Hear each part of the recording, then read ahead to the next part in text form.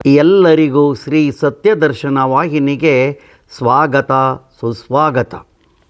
ಪ್ರಿಯ ವೀಕ್ಷಕರೇ, ನೀವೆಲ್ಲ ದಯವಿಟ್ಟು ಶ್ರೀ ಸತ್ಯದರ್ಶನ ಯೂಟ್ಯೂಬ್ ಚಾನಲ್ಗೆ ಸಬ್ಸ್ಕ್ರೈಬ್ ಮಾಡಿಕೊಳ್ಳಿ.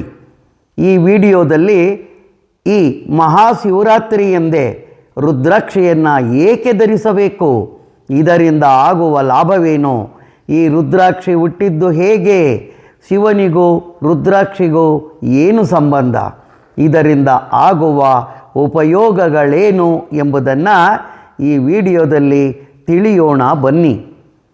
ಶಿವಮಹಾಪುರಾಣದ ಪ್ರಕಾರ ಸತ್ಯಯುಗದಲ್ಲಿ ತಾರಕಾಸುರನನ್ನು ಕಾರ್ತಿಕೇಯನು ಸಂಹಾರ ಮಾಡಿದ ಮೇಲೆ ಅವನ ಮಕ್ಕಳಾದ ತಾರಕಾಕ್ಷ, ಮಕರಾಕ್ಷ, ವಿದ್ಯುನ್ಮಾಲಿ ಇವರು ಬ್ರಹ್ಮದೇವನಿಂದ ವರ ಪಡೆದು ಬಲಾಢ್ಯರಾಗಿ ಲೋಕಕಂಟಕರಾಗಿದ್ದರು. ಆದರೆ ಇವರೆಲ್ಲರೂ ಮಹಾನ್ ಶಿವಭಕ್ತರಾಗಿದ್ದರು. ಇವರು 3 ಲೋಕಗಳನ್ನು ವಶಪಡಿಸಿಕೊಂಡು ದೇವತೆಗಳನ್ನು ಸೆರೆಯಾಳುಗಳನ್ನಾಗಿ ಮಾಡಿಕೊಂಡಿದ್ದರು. ದೇವತೆಗಳು ಶ್ರೀಮನ್ನಾರಾಯಣನ ಮೊರೆ ಹೋದರು. ಶ್ರೀಮನ್ನಾರಾಯಣನು ದೇವತೆಗಳನ್ನು ಬ್ರಹ್ಮದೇವರಲ್ಲಿಗೆ ಕರೆದುಕೊಂಡು ಹೋದರು. ಬ್ರಹ್ಮದೇವನು ಎಲ್ಲ ದೇವತೆಗಳನ್ನು ಶಿವನಲ್ಲಿಗೆ ಕರೆದುಕೊಂಡು ಹೋದನು. ಶ್ರೀಮನ್ನಾರಾಯಣ, ಬ್ರಹ್ಮದೇವ, ದೇವತೆಗಳು ಶಿವನ ಮೊರೆ ಹೋದರು. ಆದರೆ ತ್ರಿಪುರಾಸುರರು ಮಹಾನ್ ಶಿವಭಕ್ತರಾಗಿದ್ದರೂ ಸಹ ದೇವತೆಗಳಿಗಾಗಿ ಪರಮೇಶ್ವರನು ತ್ರಿಪುರಗಳನ್ನು ಮತ್ತು ತ್ರಿಪುರಾಸುರರನ್ನು ಸಂಹಾರ ಮಾಡಿದನು. ಆದರೆ ಶಿವನಿಗೆ ಮನ ಅಲ್ಲೋಲ ಕಲ್ಲೋಲವಾಯಿತು. ನಾನು ಎಂಥ ಕೆಲಸ ಮಾಡಿದೆ, ನನ್ನ ಪರಮ ಭಕ್ತರನ್ನೇ ಸಂಹರಿಸಿದನಲ್ಲ. ಇದಕ್ಕೆ ಪ್ರಾಯಶ್ಚಿತ್ತವಾಗಿ ಸಮಸ್ತ ಲೋಕ ಕಲ್ಯಾಣಕ್ಕಾಗಿ ತಪಸ್ಸು ಮಾಡಲು ನಿರ್ಧರಿಸಿ ಸಾವಿರಾರು ದಿವ್ಯ ವರ್ಷಗಳು ತಪಸ್ಸಿನಲ್ಲಿ ನಿರತರಾದರು. ಶಿವನಿಲ್ಲದ 3 ಲೋಕಗಳು ತಲ್ಲಣಗೊಳ್ಳತೊಡಗಿದವು. ಆಗ ಶ್ರೀಮನ್ನಾರಾಯಣನು ದೇವತೆಗಳ ಜೊತೆ ಬಂದು ಶಿವನನ್ನು ಪ್ರಾರ್ಥಿಸತೊಡಗಿದರು. ಶಿವನಿಗೆ ತಪೋಭಂಗವಾಗಿ ಅರ್ಧ ಕಣ್ಣನ್ನು ತೆರೆದನು. ತಕ್ಷಣವೇ 2 ಕಣ್ಣುಗಳಿಂದ ಕಣ್ಣೀರ ಹನಿಗಳು ಜಾರಿ ಭುವಿಯ ಮೇಲೆ ಬಿದ್ದವು. ಬಿದ್ದ ಕಣ್ಣೀರ ಹನಿಗಳು ಮರಗಳಾಗಿ ಹುಟ್ಟಿದವು. ಬಲದ ಕಣ್ಣಿನಿಂದ ಬಿದ್ದ ಕಣ್ಣೀರ ಹನಿಯಿಂದ ರುದ್ರಾಕ್ಷವು, ಎಡದ ಕಣ್ಣಿನಿಂದ ಬಿದ್ದ ಹನಿಯಿಂದ ಭದ್ರಾಕ್ಷ ಮರಗಳು ಹುಟ್ಟಿದವು. ರುದ್ರ ಅಂದರೆ ಶಿವ, ಅಕ್ಷಿ ಎಂದರೆ ಕಣ್ಣು. ಶಿವನ ಕಣ್ಣೀರ ಹನಿಯಿಂದ ಹುಟ್ಟಿದ್ದರಿಂದ ರುದ್ರಾಕ್ಷವೆಂದು ಕರೆಯಲಾಗಿದೆ. ರುದ್ರಾಕ್ಷ ಮರಗಳು ಶಿವನನ್ನು ಕುರಿತು, ಏ ಪರಮೇಶ್ವರ, ಮುಂದೆ ನಮ್ಮ ಗತಿ ಏನೆಂದು ಕೇಳಲು ಪರಮೇಶ್ವರನು, ನೀವು ನನ್ನ ಕಣ್ಣೀರ ಹನಿಯಿಂದ ಹುಟ್ಟಿದ್ದು, ನೀವು ನೀಡುವ ಫಲವನ್ನು ರುದ್ರಾಕ್ಷವೆಂದು ಲೋಕ ಪ್ರಸಿದ್ಧಿಯಾಗಲಿ. ಯಾರು ಈ ರುದ್ರಾಕ್ಷಗಳನ್ನು ಧರಿಸುತ್ತಾರೋ ಅವರು ಜನ್ಮಾಂತರದ ಎಲ್ಲ ಪಾಪಕರ್ಮಗಳು ನಶಿಸಿ ಹೋಗಿ ಪುಣ್ಯಫಲ ಪ್ರಾಪ್ತಿಯಾಗುತ್ತದೆ.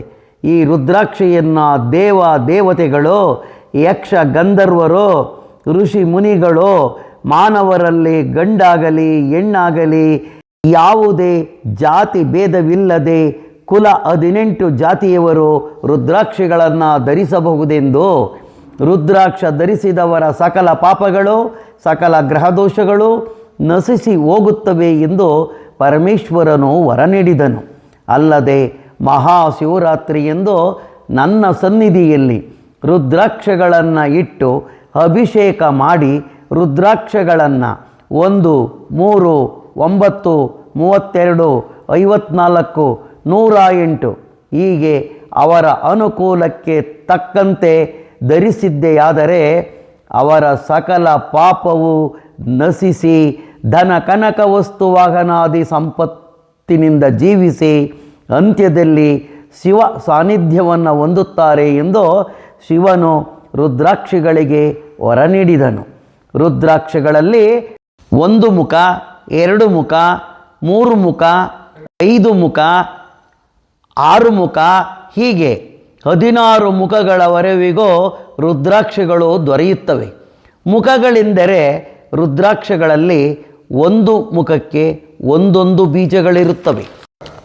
ಅಸಲಿ ರುದ್ರಾಕ್ಷಗಳಲ್ಲಿ ಬೀಜಗಳಿರುತ್ತವೆ, ನಕಲಿ ರುದ್ರಾಕ್ಷಗಳಲ್ಲಿ ಬೀಜಗಳಿರುವುದಿಲ್ಲ. ಇಂದಿನ ದಿನಗಳಲ್ಲಿ ಎಲ್ಲ ಕಡೆಯೂ ನಕಲಿ ರುದ್ರಾಕ್ಷಿಗಳೇ ದೊರೆಯುತ್ತಿದ್ದು, ನಕಲಿಯನ್ನೇ ಅಸಲಿ ಎಂದು ಸರ್ಟಿಫಿಕೇಟ್ ಮಾಡಿ ಮಾರಾಟ ಮಾಡುತ್ತಿದ್ದಾರೆ. ನಕಲಿಯ ಮುಂದೆ ಅಸಲಿ ರುದ್ರಾಕ್ಷಕ್ಕೆ ಬೆಲೆ ಇಲ್ಲದಂತಾಗಿದೆ. ಸಾಮಾನ್ಯವಾಗಿ ಕೆಲವು ಜನರು ನಾವು ರುದ್ರಾಕ್ಷವನ್ನು ಧರಿಸಿದೆವೋ ಯಾವ ಪ್ರಯೋಜನವೂ ಇಲ್ಲವೆನ್ನುತ್ತಾರೆ. ಯಾವುದೇ ರುದ್ರಾಕ್ಷಿಯಾಗಲಿ, ರುದ್ರಾಕ್ಷಗಳಲ್ಲಿ ಬೀಜಗಳಿಲ್ಲದೆ ಹುಸಿ ರುದ್ರಾಕ್ಷಿಯಾದರೆ ಯಾವುದೇ ಫಲವನ್ನು ನೀಡುವುದಿಲ್ಲ. ಇದು ಸತ್ಯ ಸಂಗತಿಯಾಗಿದೆ. ರುದ್ರಾಕ್ಷಗಳಲ್ಲಿ ಮುಖಗಳಿಗೆ ಅನುಗುಣವಾಗಿ ಒಳಭಾಗದಲ್ಲಿ ಬೀಜವಿದ್ದರೆ ಮಾತ್ರ ಫಲ ಸಿಗುತ್ತದೆ, ಇಲ್ಲದಿದ್ದರೆ ಖಂಡಿತವಾಗಿಯೂ ಫಲ ಸಿಗುವುದಿಲ್ಲ. ಔಷಧಿಯಾಗಿ ರುದ್ರಾಕ್ಷವು ವಾತ, ಪಿತ್ತ, ಕಫ ತ್ರಿದೋಷ ನಿವಾರಿಸುತ್ತದೆ. ರುದ್ರಾಕ್ಷಿಯನ್ನು ಹಾಲಿನಲ್ಲಿ ಕುದಿಸಿ ಕುಡಿದರೆ ಜ್ಞಾಪಕ ಶಕ್ತಿ ಹೆಚ್ಚುತ್ತದೆ ಮತ್ತು ಅಸ್ತಮ ವ್ಯಾಧಿಯನ್ನು ಹತೋಟಿಗೆ ತರುತ್ತದೆ. ಮಲಬದ್ಧತೆ, ಹೃದಯ ರೋಗವನ್ನು ನಿವಾರಿಸುತ್ತದೆ. 6 ರುದ್ರಾಕ್ಷವನ್ನು ತಾಮ್ರದ ತಂತಿಯಲ್ಲಿ ಸೇರಿಸಿ ತಾಮ್ರದ ಚೆಂಬಿನಲ್ಲಿ ನೀರನ್ನು ಇಟ್ಟು ಕುಡಿದರೆ ಮಧುಮೇಹ, ರಕ್ತದೊತ್ತಡ, ಅನಿಮಿಯವನ್ನು ನಿವಾರಿಸುತ್ತದೆ. ಬಳಸಿದ ರುದ್ರಾಕ್ಷಿಯನ್ನೇ ಮತ್ತೆ ಮತ್ತೆ ಬಳಸಬಹುದಾಗಿದೆ. ಇದು ಅಕ್ಷಯ ಪಾತ್ರೆಯಂತೆ ಕೆಲಸ ಮಾಡುತ್ತದೆ. ಇಲ್ಲಿಗೆ ಈ ವಿಡಿಯೋವನ್ನು ಮುಗಿಸುತ್ತಿದ್ದೇನೆ. ಮುಂದಿನ ವಿಡಿಯೋದಲ್ಲಿ ಮತ್ತೆ ಸಿಗುತ್ತೇನೆ. ಎಲ್ಲರಿಗೂ ಧನ್ಯವಾದಗಳು. ನೀವಿನ್ನು ನಮ್ಮ ವಾಹಿನಿಗೆ ಚಂದಾದಾರರಾಗಿಲ್ಲದಿದ್ದರೆ ಚಂದಾದಾರರಾಗಿ. ಧನ್ಯವಾದಗಳು.